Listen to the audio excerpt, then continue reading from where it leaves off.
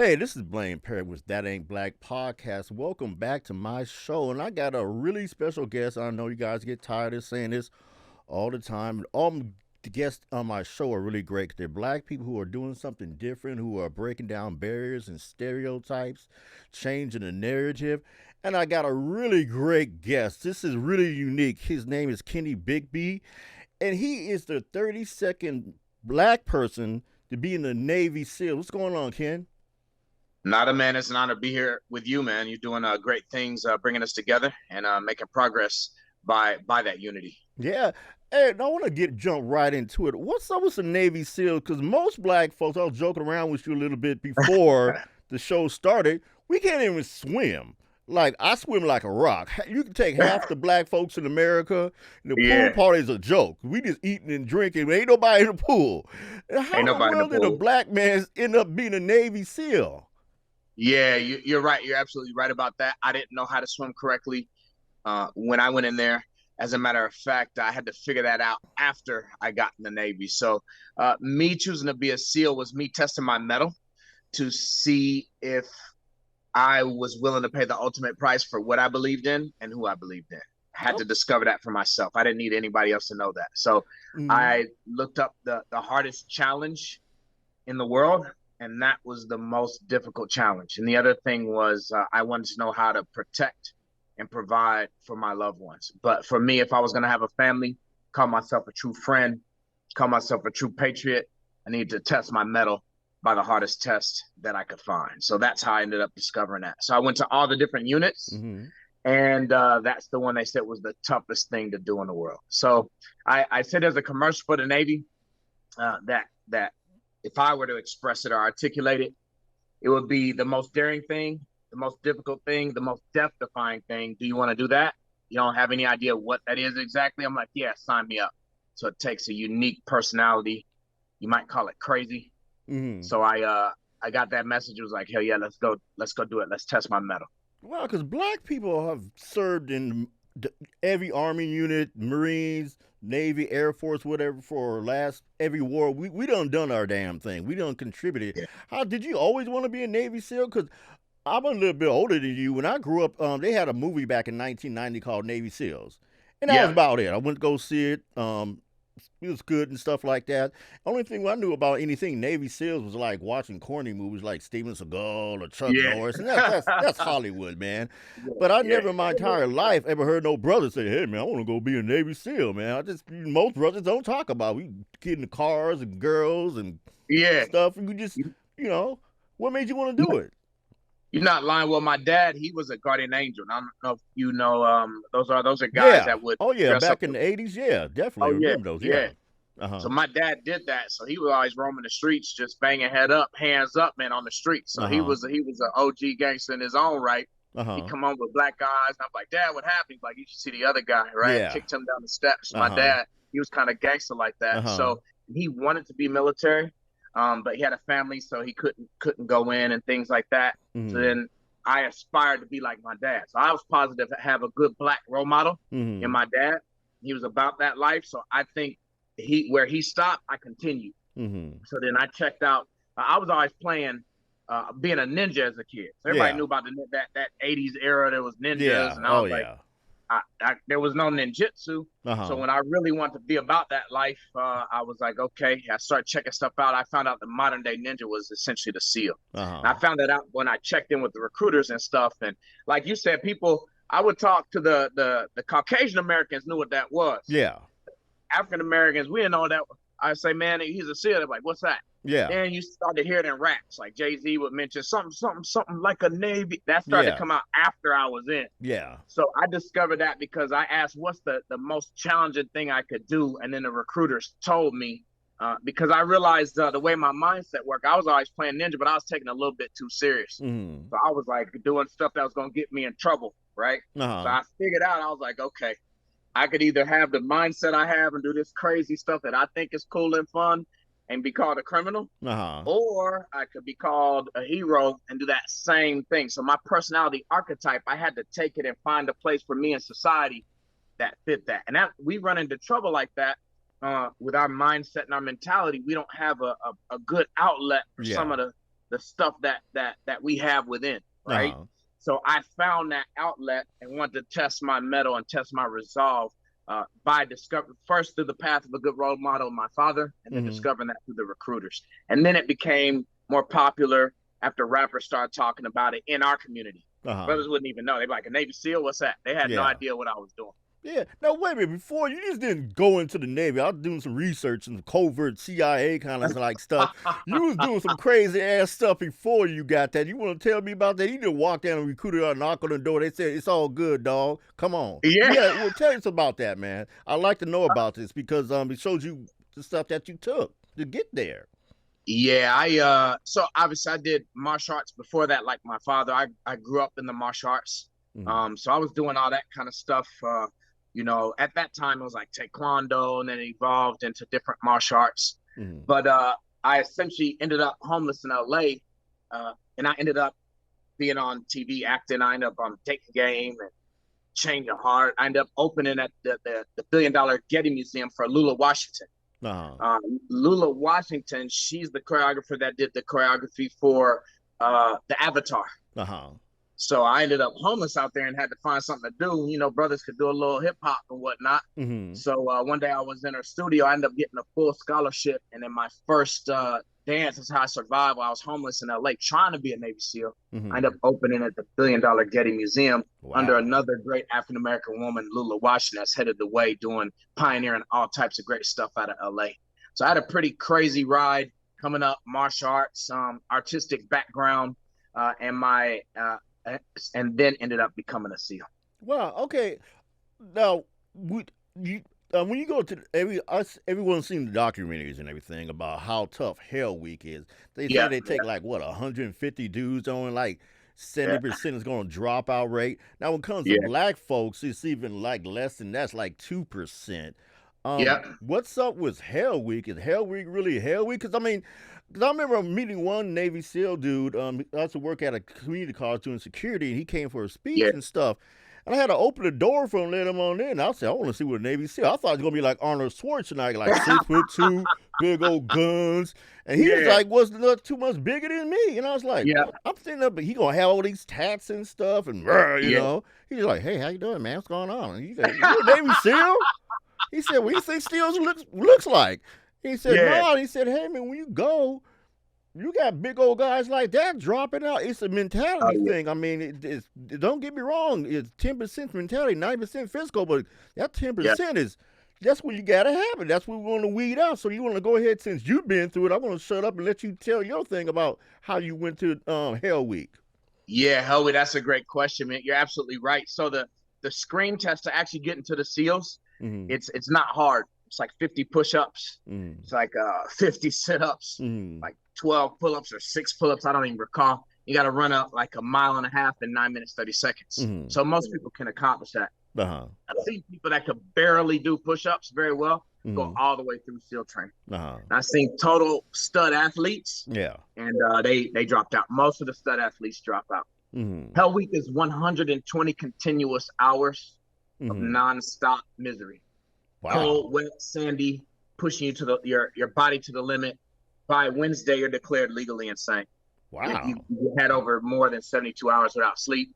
You're starting to hallucinate, starting to see stuff, right? We had some clouds that covered the moon, and these dudes yelled water because we all thought it was a tidal wave that was 300 feet tall. You start seeing stuff, right? So what they're testing there is if you're the right person for the job. So the SEAL teams hire backwards. Most people see if you have the skill set, then you get on the job, they check to see if you're the right person. And the SEAL teams, they check to see if you're the right person, then they give you the skills. So they're testing for a couple things.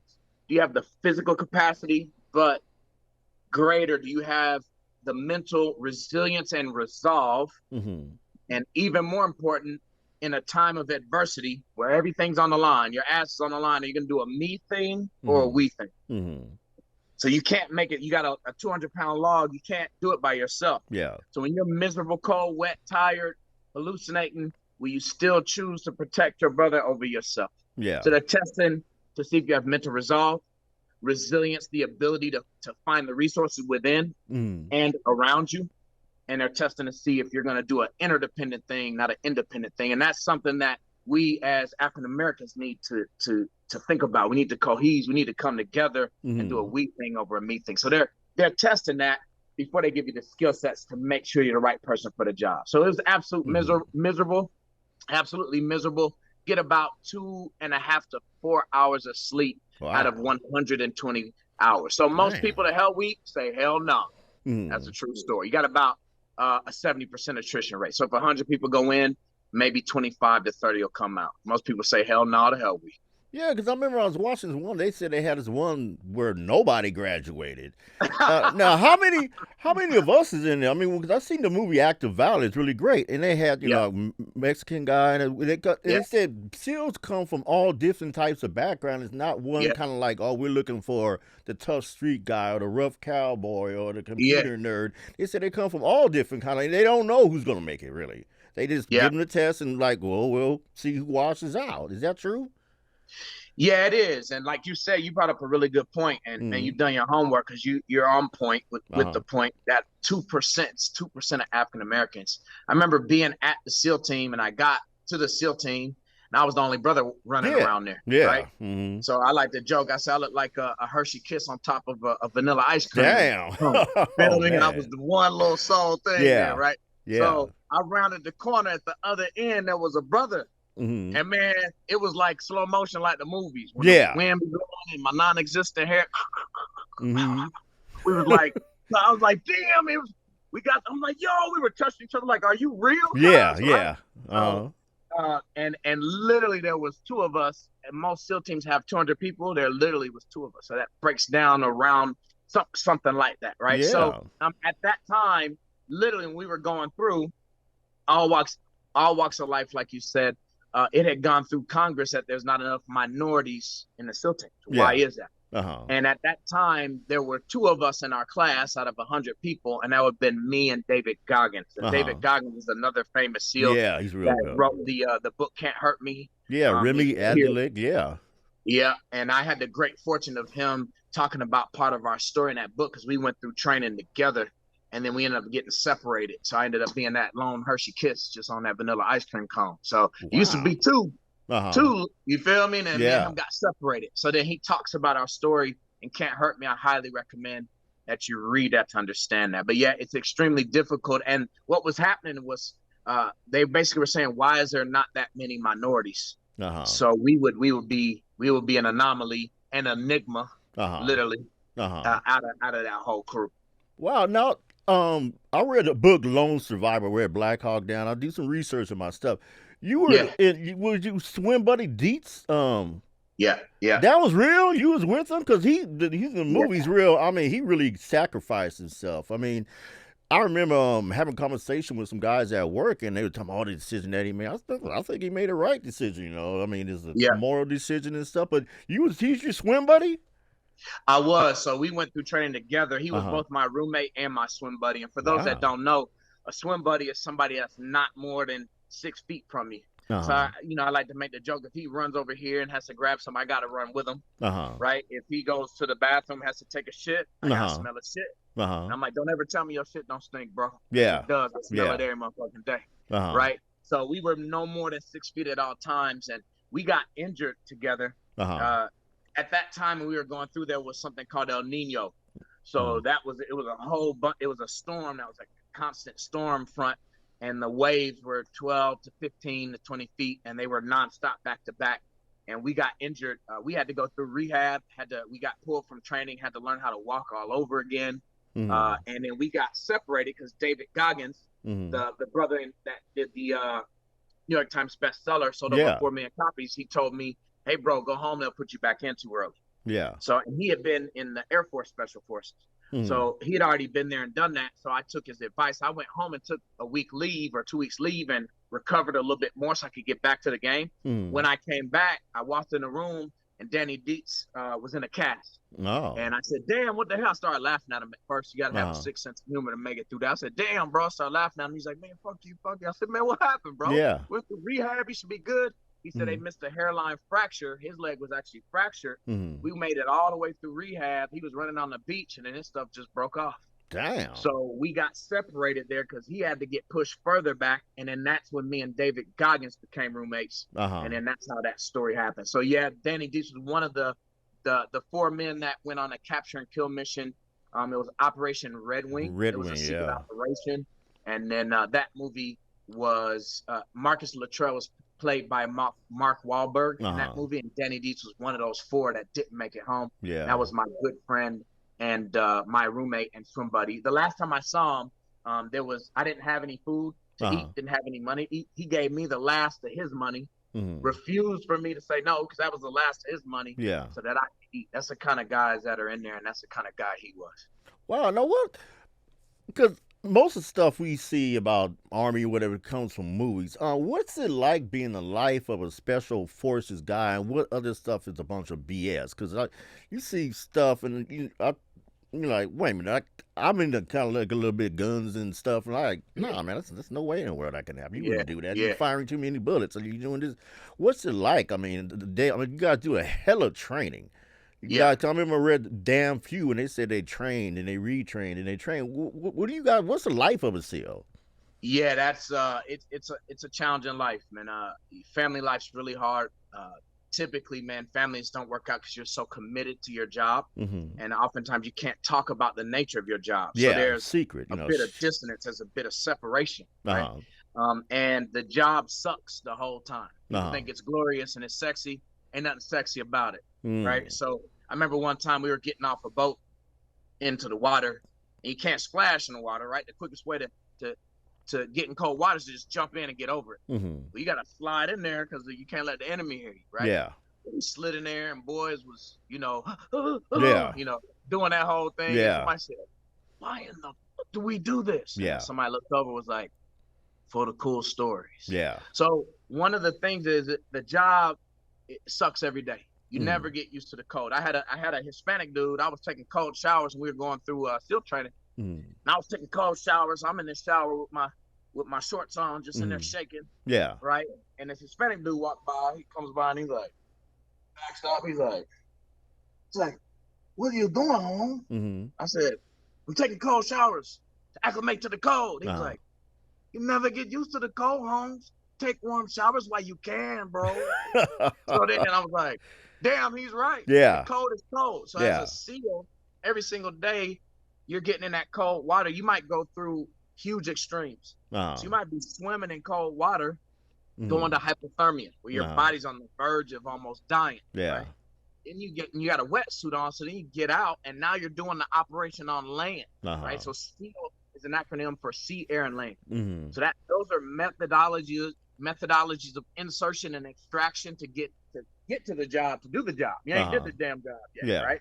That might be by sea, by air, or by land. So we might swim in, go into hypothermia, where you're freezing and shaking on the verge of dying. Yeah. You got a wetsuit on so you don't die. Then you get out, the wetsuit's still on. Now you're running around, and now you're going to heat stroke. Yeah. You're running around on land in a hot area. Yeah. Right, with the swimsuits, and now you're on a heat stroke. Then you got to go back into the water after the job to extract, and now you go back into hypothermia.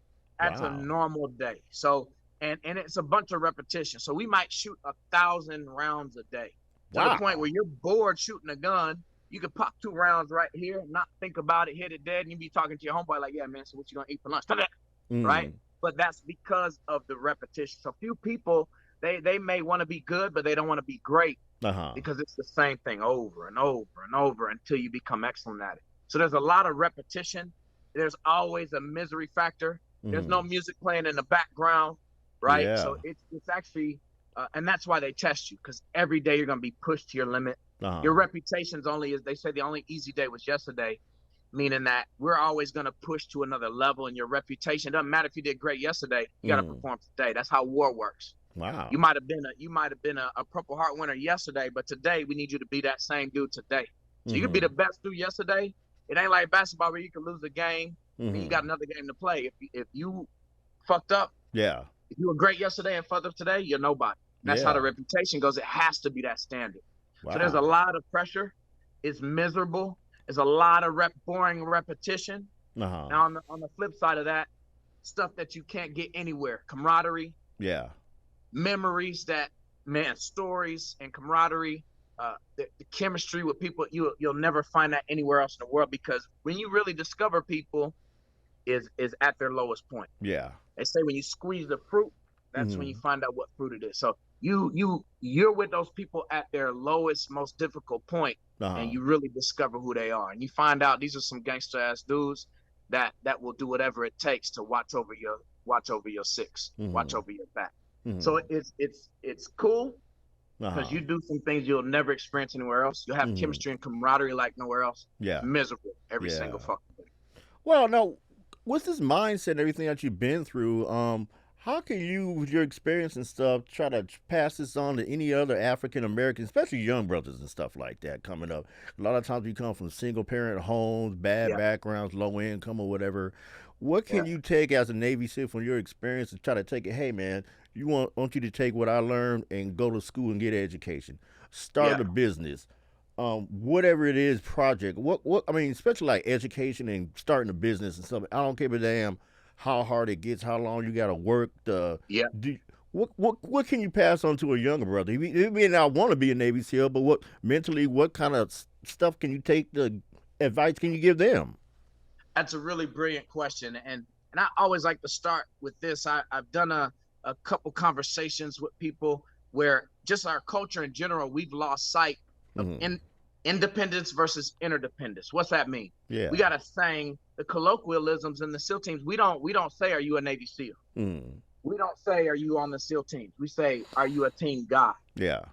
We say, "Are you on the teams?" So the Mm-hmm. saying that we have, the colloquialism that we have, is there is no I in team. Uh-huh. And again, what I stated was Hell Week, 120 continuous hours of absolute misery, Mm-hmm. cold, wet, and sandy, right? Is to test if under pressure, when Mm-hmm. everything's on the line, are we going to do a me thing? Yeah. Or are you going to do a we thing? Uh-huh. And that would be the primary thing that I would say to the brothers out here. Mm-hmm. We need to do a we thing, not a me thing. Yeah. We need to come together. And what we're saying is there's some things that's too big for us to tackle as individuals. Mm-hmm. So we got to come together. We got this 200-pound log. I can't lift that by myself for Yeah. 3 hours, and I've been up Yeah. for 3 days. It's just too much. So I got to lift it with you. Together we can do that. And when you're weak, I'm strong. Mm-hmm. And when you're strong, I'm weak. Uh-huh. And we do need to look out for each other and come together and Uh-huh. have a bigger focus. Yeah. That's the primary thing. Yeah. The other thing is, so we need to become a team. We need to do a team thing, not a me thing. Yeah. Secondarily, the other thing is that the only easy day was yesterday. These are Navy SEAL colloquialisms or mindsets. You don't have to have the trident of a Navy SEAL on your chest to have the mindset. Uh-huh. As a matter of fact, that trident doesn't make you a SEAL. Yeah. I like to say if you're going to win the Olympics, right? You didn't win that gold medal on the day that you competed. You Mm. won that gold medal the 4 years that you trained before that, when you didn't feel like it, when Yeah. it was hard, when it was difficult, when nobody else was doing it and they were having fun, Yeah. right? Yeah. That's when you won that gold medal. You showed up on that day to collect your gold medal because you were a gold medal individual. Uh-huh. So what do I mean by that? You got to set your standard high. Yeah. The only easy day was yesterday. Uh-huh. So what do I mean by that? Set your standard high because you had a potential within you. Uh-huh. If you set your standard low, Uh-huh. or you rest on your laurels Uh-huh. and say, well, I did that yesterday. Yeah. Yesterday isn't now. Yeah. And now is what creates your future. Okay. So first set the standard high. Because Mhm. if you fall short, we like to say you don't rise to the level of your training, you fall to the level of your training. Mm. What do we mean by that? If I train at 100% under pressure of real life, when everything can and will go wrong at the worst possible time, I'll perform at 70%. So if you set your bar at 50%, if you set it low, you might drop down to 0%. Mm. You got to set your standard and your bar high. The only easy day was yesterday, right? Mm. And then you have to keep that standard within yourself. Why is that? Mhm. Again, we're going to coagulate or connect those two ideas, because we have another saying in the SEAL teams that individual skills make team skills. So we as a community can only perform well when each of us has a high standard and a high bar, and the only easy day was yesterday for each one of us. Yeah. We got to challenge ourselves to be better each and every single day. We can't rest on our laurels. It doesn't matter what you did yesterday. What are you going to do today? Now you Yeah. got to take that, and that's what you did. Now we got to take that me thing and then take it one more level to a we thing and contribute that to us as a culture and as a people. And that's another reason why I went to the SEAL team. Mhm. Because oftentimes we are seen as second-class citizens, Yeah. right? Yeah. Subconsciously. In Yeah. our Constitution, we were not written in as a full man, so we didn't used to be able to vote. Yeah. We didn't have inalienable rights. Yeah. So I realized that about me and my people, and I said, what thing can I do Uh-huh. to make it hard to look at me and treat me Yeah. as a second-class citizen? That's Yeah. what I want. I did that, one, for my country, Mm-hmm. you know, next for my community, but for my people. Yeah. Because I had to do something that puts us at a level where we no longer can be accepted as second class. Yeah. That's a reason that I don't speak on too much, Uh-huh. because I didn't know how to articulate that as a young age. Yeah. But in my subconscious, I knew. I said, hey, my people aren't going to be second class, Mm-hmm. right? So I'm going to do something that makes it hard to argue, that makes it impossible to argue that I'm second class. Muhammad Ali was on that. So when he used to say, "Ooh, I'm so beautiful," he wasn't a narcissist. He wasn't talking about him. He talking about his skin, Yeah. his race, his people. We're beautiful too. He ain't saying you ugly. He just saying I'm beautiful too. Yeah. And then they called him the Kentucky Lip. He said, I'm the greatest. I shook up the world. Why was he doing that? He said, you can't shut me up. You can't treat me like a second-class citizen because you can't knock me down. So that was the same. I didn't know how to articulate that. I went in when I was 19, but in my subconscious, I wanted to test my mettle. If I'm going to start a black family, I need to deserve that black family. Am I going to not rest on my laurels and put everything on the line every single day? Am I worth that black family? Right? Yeah. Am I worth my people? So I needed to know that within myself. Now, that being said, for my people, I have to be an example, and I have to make a status that says we are not second class. We deserve equal and inalienable rights. So what we have to do as black people, the two major mindsets, you have to be a strong individual. You got to set your bar high. The only easy day was yesterday. Put yourself in a place where you cannot be treated second class. Then after that, you got to do that me thing. So there's dependence when you're a child. Then you become independent. Most of the time we stop there. Next thing, we got to become interdependent. So now you got to take that me thing and make it a we thing. There is no I in team. Become a strong individual, and then individual skills make team skills. Contribute that status of not accepting second class status. Do something so great it's undeniable, and then contribute that to your people. So whatever you do, if you can rock it like that, that's the mindset of a Navy SEAL. Good, because we definitely need this in our community. I mean, man, because black folks, especially black men and everything, all this stuff that's going on with the shooting and stuff, we definitely need to come together. We need to talk about being in the Navy and everything, because all throughout history, we fought 2 wars. Yeah. You know, we were fighting for us against somebody, and the people we was fighting for was fighting against us, and this is kind of crazy stuff. I mean, when I was doing like World War II and stuff, like when he started that, they just named an aircraft carrier after Dory Miller. The black man, they didn't let us do nothing. They wanted to shine shoes, swab the deck, and clean up and everything. And I was like, damn, man, brothers are getting treated cold. I was like, the hell is all this? And I'd be like, nah, man, you know, They was kicking us to the curb, and I got story after story down on research and stuff. And I love my people and stuff. I want my people to do good and everything. Yeah. And I know the military is one of the greatest places you can go to learn discipline. And I know that a lot of black people went in and did a lot, because half my family's in the military and stuff. You know, half my family. Yeah, I did people did their careers. I got my cousin Bridget, Todd. I mean, not Todd, but Mark. These guys are Marine. He's badass and stuff. You know, I love him. He got his stuff on, and he rides a motorcycle and everything. And I really love the brother and stuff like that. Okay, what are you doing now, man? Now that the Navy, you do stuff. What are you doing right now, personally in your life and everything? Because I know you're doing a little bit of protective services or what? Jiu-jitsu. I know you're big time into that. Yeah, for sure. And I want to pay some respects to you on that point, because you know, we helped build this country too. Yeah. We definitely. We definitely fought for inalienable rights. Yeah. And the problem is, so if we're gonna fight for those inalienable rights, we deserve respect for our own inalienable rights. Exactly. That's real talk. Yeah. We did fight towards bringing up the point of Muhammad Ali. That's why he didn't want to fight in Vietnam. Yeah, because I always liked what he said. You know, he said, "My man, he called me no." And I said that. So I remember it's kind of funny. I passed by a recruiter. I know this probably totally against. So I was passed by a recruiter office. Got, You gonna go on in there and say, "Ain't call me no nigga." Like, put some gas in your pickup truck. What? That's Because real talk. I like Martin Luther King, Muhammad Ali. I really loved Malcolm X. I had one of those shirts, Yeah, by any means necessary. I used to rock that yeah, all the time. And I was yeah, into guns and stuff myself. And yeah. I remember one time I accidentally put on like a Jackie Robinson shirt and I went to the gun show and stuff. I didn't know because I need to get down to the gun show. And I put it on. Right. And this was like back in the 90s. It wasn't that too integrated. And I was the only brother running Yeah, around. There's AR-15. And them yeah. white folks used to look at me like, "Ooh, you crazy." I didn't know. And I looked at the guy came up and said some kind of stupid stuff. But back then I was big. I was like 280. I'm 5'8", but I was 280 and my shoulders out. What?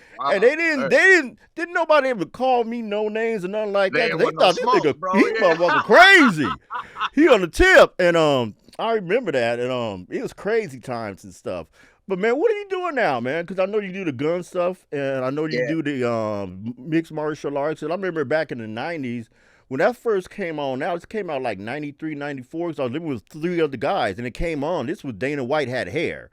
And Yeah. I remember it was like 34.95. I was going to get it, but Yeah. we went out kicking it that night. He was talking about kung fu versus what? I said, I gotta see that. I gotta see that. Yeah. Then back in the 90s, they had bootleg cable boxes. I got the hook Yeah. up from this one dude at the pawn shop, and I remember we were at his house, and he's looking at like it's a drug dude. We got this bootleg cable. Open the door. He's looking around like it's a drug dealer. So come on in, man. I want the landlord find out. And I said, wow, this is crazy. This is jujitsu. And back Yeah. then, they didn't. I heard of karate, kung fu, taekwondo, but I never heard of jujitsu. They had judo, but no jujitsu. And Yeah. that's that kind of Japanese food or something. Yeah. And you're doing it really good. Oh man, so go ahead and tell me about that, man. Yeah, what I do now, I like to sum it up with this big picture Uh-huh. and I break it down to different avenues. So what I do is I travel the world nationally and internationally, and I inspire people to become their best version of themselves, Yeah. to become their best. Yeah. I like to say, I like to get people to best themselves until they become their best selves. Yeah.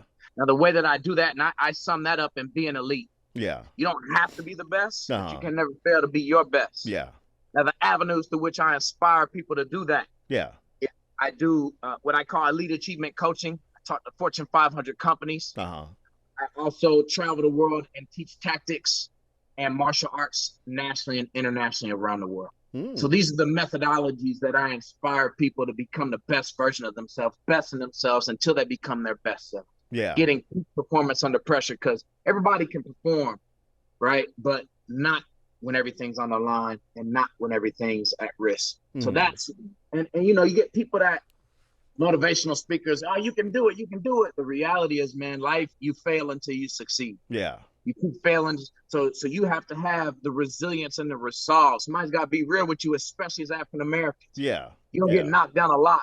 Yeah. You're going to have to perform greater than normal. Yeah. Because there is covert infrastructure that's still lingering there that says you are not a first-class citizen. Exactly. And that's just the reality of it. So you're going to have to deal with a lot of adversity. So that being said, I'm here to inspire you with mindset through elite achievement coaching. Yeah. Through tactics, learn how to protect and provide, right?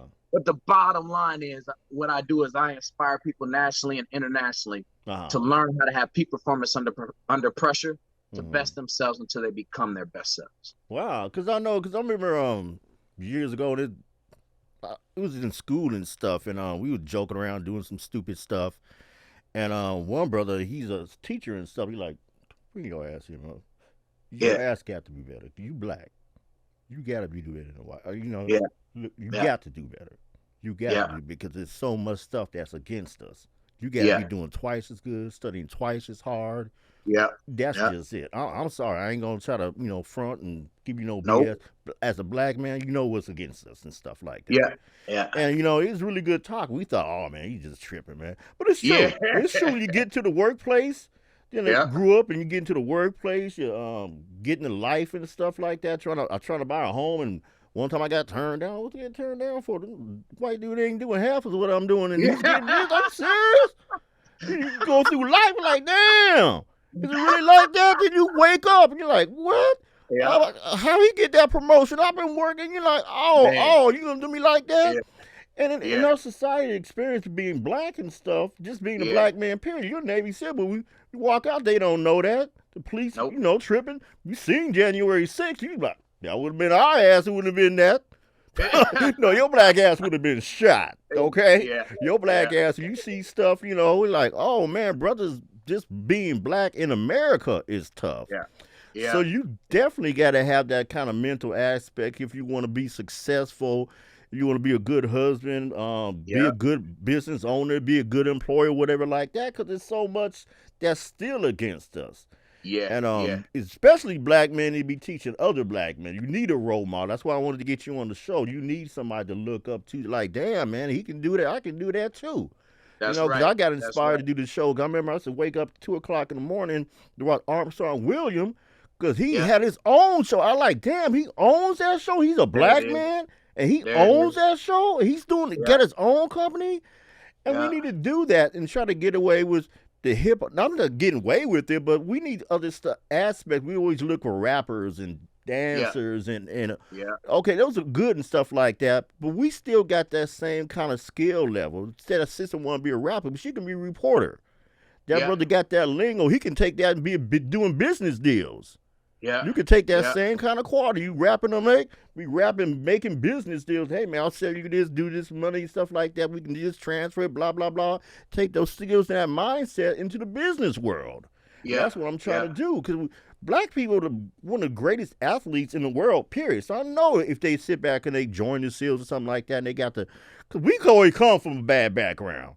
This ain't bad stuff ain't nothing new. Only thing new, because I met this one white dude, I'm 9/11, this is bad, this is bad. I said, shoot, only thing new is you. Shoot, we always have folks mad at us. I said, man, only thing new is you, okay? It didn't start on 9/11. 9/11 was a tragic event, but black folks had people mad at us, all that kind of stuff. And the Tulsa, Oklahoma stuff, man, where they bombed us. Shoot, come on. Let's get real with it. That's real life, though. That's real life, though. Exactly. They don't have that kind of experience. And I want to sit back up here and try to pass this on to the younger brothers so they sit back and they listen to the show that, hey, I can do that. May not be a Navy SEAL, but I can take this and go to school. If I got to study 8 hours after I get off work to pass that test and get into this, whatever, I can do that. I get off work and I want to start my own business. I got off the job. Now I got to work at my own job and stuff like that. So I'm not working for them. So I can have my own business and stuff. You want to work an extra 40 hours a week on your own business? That's damn good. Like you work for somebody else. You put in that work your damn self for your own shit. Yeah, and that's amazing what you're doing, man. Because and you brought up a great point. Because I didn't know, like I said, I didn't know how to articulate that when I was 19. Yeah, I'm setting an example and a trend to our people. Hey, you don't have to be second class. Yeah, but you got to make it undeniable that you're not. Yeah, exactly. You got to break the mold. You got to make it so they can't deny. That's what Muhammad Ali wasn't great because he was the greatest boxer because he was the champ. It's what he did with it. Yeah. What he did with that was say, hey, that's what he said. Ooh, I'm so pretty. What's he saying? That black is beautiful too. Yeah. He's not excluding everything else. He's just saying, hey, you're not second class. You're first class too. Yeah. And he made it undeniable. You can't knock me out. Yeah. You're beautiful. So, like you said, we're setting the tone to inspire other people to put another image in your mind. Yeah. That you also can be first class. You fought for this country. Yeah. Definitely fought for the country. Your inalienable rights. You feel me? So you're not second class because you bled for this country to have your inalienable rights. Now you just got to make it undeniable. You got to go extra mile. Yeah. Because and man, there's great black people and there's bad black people. Yeah, there's exactly. Great Caucasian people and there's bad. Guess what? I done seen the best of both sides of the coin. Let me tell you something. The infrastructure oftentimes has us covertly or subconsciously as second class. It's not all Caucasian people. Yeah. Because I done met some of them had my back better than anybody else. Exactly, right? So, exactly. What we're up against is the infrastructure that was written into the Constitution originally that says we didn't have full and alienable rights. And it's an undercurrent that nobody's talking about. Yeah. You're not first class. Yeah. Whether they say that or not, that's just what it is. So you got to make it undeniable. And when we do that, what you're doing is bringing people to the front. This is amazing what you're doing. Much respect.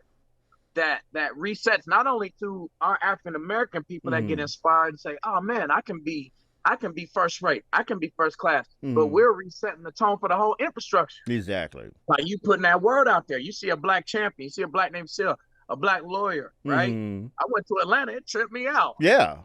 CEO of the bank walked out, damn, they black. Yeah. That tripped me. I wasn't used to that. Yeah, That's exactly. crazy. You see that, it changed your whole mind. Yeah. Yeah, because I did that because I remember in Seattle, Washington, we're only 7 to 8% here. Not a lot of brothers up here. And I had a relative who died. I went back to Chicago, and they had this real nice part of the town. It's all black folks. Yeah. And I'm like, are you serious? I never knew that existed. Same thing. My boy, to cut my hair, he said, I went to Atlanta. He's like, black restaurants. And oh, man. Yeah. And that's what I'm trying to have this lady from the art gallery. It's a great art gallery. It's in the Central District up here.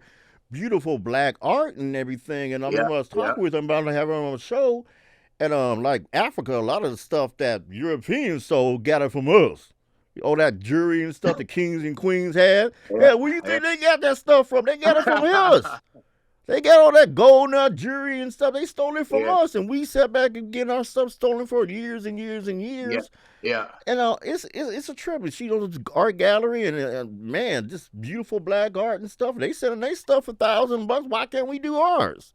We can do the same thing, and that's the thing, like you said, and that's what you're doing. I admire your work, man. You are resetting the infrastructure. You're resetting the matrix. That's your fight right here. Yeah. And I didn't know it at the time. I didn't know how to articulate it. Yeah. That was my fight. Yeah. And my fight was for humanity. So on a human level, like, hey, we all have inalienable rights. I don't care what color you are. Exactly. But what we're saying as a people is we need to be included in those inalienable rights. Yeah. We're not saying nobody else is excluded. We're just saying we should be included. And like you said, if we knew our history, man, the greatness, the pyramids, Kush, old Egypt, right? Yeah, exactly. Old Kush. You gotta know your real history. Because then what's weird in Europe, they know, the Europeans know our history. Yeah, definitely. We don't get taught here. Yeah. They know. Yeah. Man, they had black kings in France. Yeah. They know Big Ben was made by a black man. They know our history, man. Yeah. We need to learn our history because then, like you said, that resets the infrastructure, the paradigm of your mind. Yeah. Right now, oh, man, we were great. Yeah, we can do that again. We did it then. We can do it again. But a lot of times our history isn't included so that we're not conscious, so that we don't wake up to a conscientiousness and try to be first class again. But that's something that we have to do. And, man, you are fighting that fight, man. Much respect for you. I'm on the same page. I'll give you an example. Neil Tyson, he's an astrophysicist. Have you ever heard of him? Yeah. It was a kind of a trip. He busted these folks up talking about, the Egyptian stones were built by alien technology. No, there's some smart black folks who did that, okay? Intelligence comes in all colors. The white folks came over, they seen some stuff. They said, black folks couldn't have did it. No. Intelligence comes in all colors. Okay, no alien technology. We built them things. Okay, thank you. Yeah. So you should. We done some amazing stuff, exactly. man. The heart transplant. Stoplight. What was that movie about the black women that did the they calculated the stuff to make it to the moon and everything. And all different kind of inventions got stolen, like the air conditioner. Half of America wouldn't be here if black man didn't invent the air conditioner. Come on, man, all this hot ass climate. You wouldn't have Las Vegas. You ain't gonna have no hot Atlanta. Oh, your ass can't survive without air conditioning. Jack Daniels. Yeah. Oh yeah, ripping our stuff up, making billions of dollars. Billions of dollars, and we own the radio industry. Black music is black music. Something about black Americans. I was joking around with one brother from another country. I said, you got this big ass country, Africa. All them brothers over there, y'all ain't got one hit. Yeah. Y'all ain't got none. Something about black folks in music, we put it down. We switch. When we get into something, we switch up and change the game in it. Like I was trying to tell with skiing and everything like that. We do some skiing and stuff, and black folks are doing everything with skiing and swimming champions, ice skating, and doing a whole lot of stuff. And I want to try to bring attention to that and recognize that we do a whole lot of stuff. We're really gifted, very talented, and very intelligent. I'm trying to create people, role models, place a highlight. So, like I said, some ice skater out there, gymnasts that we're doing, we're kicking ass in gym. I mean, that we can sit back, okay, girl, you ain't got to be twerking. You can be doing this. You ain't got to be twerking, girl. You can take them same moves and jump on that mat and make that money. Yeah, you ain't got to be The turning hell tricks was on the the street. You club. can turn tricks in the Olympics Exactly, and make exactly. some Hell, records, right? hell was Yeah. the club, girl. You could be doing this on the gym mat, making money, making dollars and stuff. You be Simone Biles and stuff, making big There old you go. money. Yeah. And that's all I'm trying to do, man. But Yeah, thanks a lot, man. man. You've been a really great guest. Before we wrap it up, anything you want to put out there? Any advice or anything that you want to, somebody right now, one brother, because I know that, like I said, come from bad backgrounds, so you can go Yeah. into the military and get the discipline and try to change your life. Maybe they may not want to be a Navy SEAL, but Yeah. anything, I know the special forces you want to get on in there, or just the military period. You can change your Yeah. life. I know this one dude, he said he grew up in the hood and he'd never been out, and he got Yeah. bad background. He went to different places and stuff. He went to Japan and Tokyo and all these different. Yeah. He's seen the world from a different perspective, and that made him want to change. He's like, hey man, I got to get out the hood, man. I got Yeah. this. I got a chance to go to school. Got a chance to buy a house. Yeah. I don't want to do that, man. He never went back home. He just said, nah, man. It changed my perspective. We got stationed in Japan and Germany, and went over here, and I Yeah. said the world's a lot bigger than your hood. And Yeah. when he No went doubt. into the military, that showed him. He said, nah, I don't want to be like my cousins. I don't want to be like my dad. I got to Yeah. switch up and change up. I don't want to be like them. I'm going to go. He got out of the military and went took his GI thing and went to school for 2 years, became an engineer. Yeah. He owns like 2 or 3 garages now, doing big old money There it too. is. There it is. Yeah. Yeah, man. Yeah, you asked what would I say to the people, man. First of all, it's been an honor to be on your show. I admire what you're doing. I respect what you're doing. Yeah. Appreciate your work. Yeah. And I would finish it up with a 3-pronged ideology. First of all, set the standard high. The only easy day was yesterday. Set the standard high because you believe in yourself and your capacities. Learn your history and see what we were capable of doing. Yeah. Right. Yeah. Number 2, after you set that standard high and you fight that fight, right? Do a we thing, not a me thing. Come together. Find other brothers and sisters that come together. Yeah. And then go forward as a people. Yeah. Because you can't do it all by yourself. Greatness comes when we come together. Go from dependent to independent. Find greatness in yourself. Yeah. And then contribute that to an interdependent crew. Right. And then after that, I'd like to say, you're first class too. You're first class too. You're first rate and you're first class too. Look at your history. You've been first rate. You've been first class. That's within you. Exactly. And that's why you need to set the standard high. So in the SEAL teams, we do missions backwards. We begin with the end in mind. So let's do it backwards. In your history, your ancestors was first class and first rate. That's within you. Therefore, in an infrastructure that says that you're second class often, right? Understand that you need to be your best because within you is first class and first rate. Yeah. And then contribute to a people that are first class and first rate, which are your people. Yeah. And believe in humanity, man. There's a great people of all races, colors, and types, but you need to contribute to within yourself. You need to be great as a human being. Yeah. Contribute to humanity first as a great person. Yeah. Next, contribute to your people. Yeah. Because we're first rate and first class.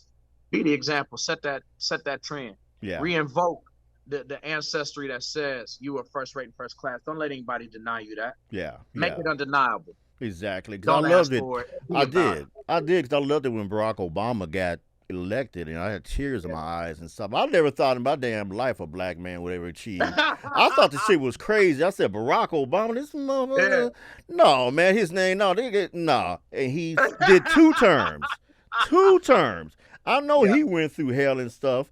And, hey, I remember that, man. But a lot of brothers, we also gotta start treating each other, right? Start shooting each other. Yeah. This shit's ridiculous. I don't know if you heard about the incident last night with the Migos or whatever. One of the guys got shot, man. One of the brothers, the Migos, they're a rap group, hip hop group. I know what you're talking about. Yeah. Yeah, one of them unfortunately got shot, and by another black person that had Nipsey Hussle. And that's some trifling ass motherfucking shit. Come on, black folks need to stop sitting up and shooting each other. This is ridiculous. This is embarrassing. It's embarrassing. I don't know what kind of words to articulate all this recent shooting. After 2020 with the George Floyd thing, I thought, okay, we're going to wake up. But we got to treat each other good. I mean, we can sit back and yell and scream all you want to, but goddamn, you got shit like that popping off. Goddamn, Nipsey Hussle got shot by another black man. Now this happened to another black man. I just had to throw it out because it's just ridiculous. It's on the news left and right. Chicago's like Chirac. It's safer for you to be deployed in another foreign country than it is to be in Chicago as a black man. That's ridiculous. That's a black on black crime. Black on black crime is no excuse. There's no goddamn excuse. Ain't no white man running around there with no hood tell you, go ahead and shoot that brother. No, that's you. That's you. Yeah. Klan ain't shot nobody in 50 years. It's your black ass. Like I said, do my research. Like, it's safer to be in a war zone than to be in some kind of inner cities. It's ridiculous. Black on, there's no excuse for it. It is, and bro. You got black people shooting each other, black people going to prison over it. So now you're taking one black life, you're taking two black lives. Next 20 years, you're going to be locked up, hemmed up. You can't get your voting rights, your gun rights. You can't build your family. You're taking away from the damn black community. When you go to jail, your first class, when you go to prison like that, your first class citizenship is basically revoked. Yeah. It's over with. Yeah. That's why it's hard to work jobs. It's hard to, you got to understand, our goal should be to be treated with the same inalienable rights and be first class. You are first class. We talk about for the infrastructure to respond. You got to understand that you already are that. Yeah.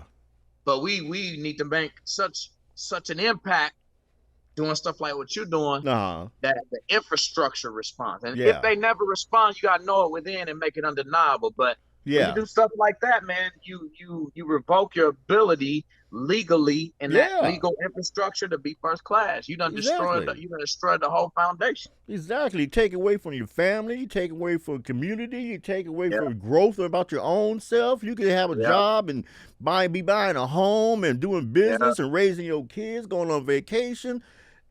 Come on, man. And it's ridiculous. So I had to throw that out. But, man, you've been a really great guest, man. Fantastic guest, man. Navy SEALs are badass motherfuckers, man. I've seen them documentaries. I love that kind of stuff, man. I didn't know about that kind of stuff when I was younger. I see motherfuckers be doing some crazy ass stuff, man. I mean, damn, man. Because like I said, I'm in the firearms myself, and they be doing all this crazy kind of like, man, I don't need to go see, you probably don't need to, no action movie. You doing this shit yourself. I don't need to see that shit. Hell was Arnold Schwarzenegger. No, I'm doing that stuff myself. I do love action movies, bro, but I am living in one. Yeah. Oh, man. Yeah, man. But SEALs are #1 badass motherfuckers in the world, man. I mean, people talking about America's going to be attacked by the Taliban. Nah, we the baddest motherfuckers. We kick anybody. I like to say we could take things, kick ass. Come on, man. We serve your ass on the plate. Do you want soup, salad, or fries? Just ass whipping you about to get served up. What you want, soup, salad, fries? You about to serve up your ass on the silver platter. Hey, this $8.95 special. You want soup, salad, fries? Ass whipping you about to get? All right, you fuck around and find out. Fuck around and find out. Hey, come on here. Oh, man, but thanks a lot, man. You've been really great, man. Thanks a lot for being on That Ain't Black podcast. And hopefully I'll talk with you in the future soon. All right, man? Yeah, let's do it all over again. Much respect to what you're doing, man. Appreciate you, bro. Okay, man. Thanks a lot, Kenny.